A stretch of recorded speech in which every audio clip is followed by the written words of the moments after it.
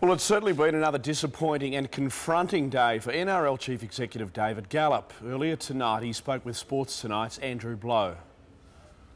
David, thank you so much for joining us. One of the comments to come out of the press conference, one of the many press conferences today, is that Melbourne believe they can keep the big four players together, even if it involves recruiting players from the pub. Do you have concerns for the long-term credibility of the Melbourne Storm?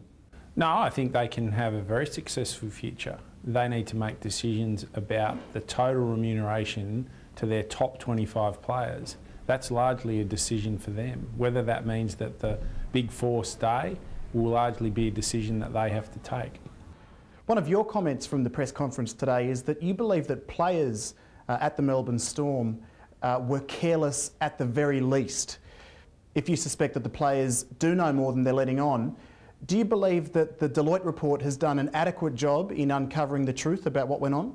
I haven't seen the Deloitte report. I've seen the press releases which summarise the findings, and I accept that proof in these situations is very difficult.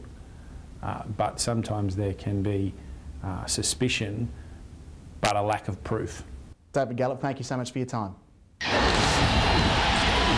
Well, there is blood all over the mat. We've just seen what looks to have been a little bit more than a light training session. Champ, how are you feeling? Yeah, feel great, feel fantastic.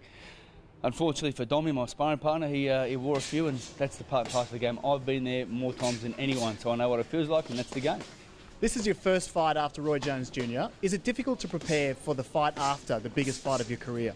No, there's been no problem switching on, because I know Siaka's going to be coming and he's going to be hungry, and as you saw there, I don't want what happened to Dom to happen to me.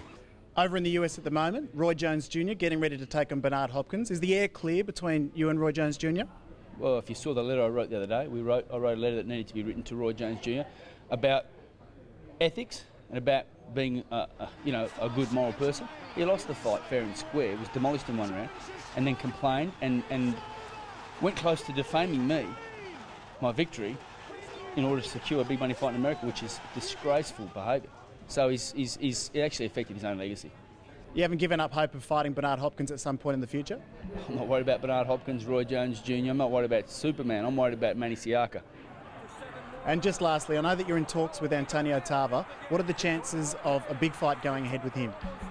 Antonio Tarver can get in the microphone and talk what he likes until the 15th of April. I've got to worry about Manny Siaka on the 14th of April. I've got to take care of business. My dad will be very happy to hear that news. Champ, we'll leave it there. Thank you so much for your time.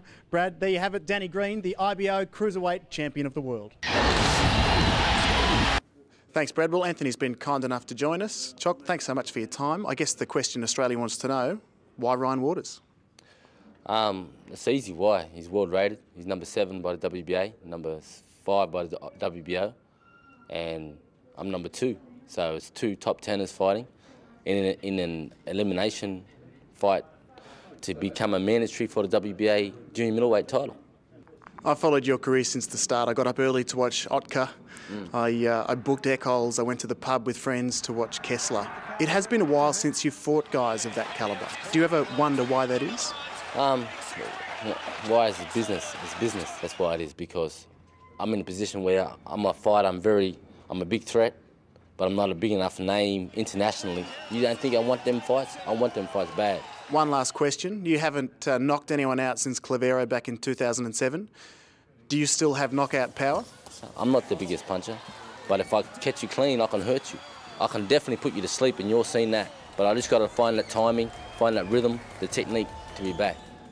Anthony Mundine, thank you so much for your time. Brad, Anthony Mundine promising to put Ryan Waters to sleep.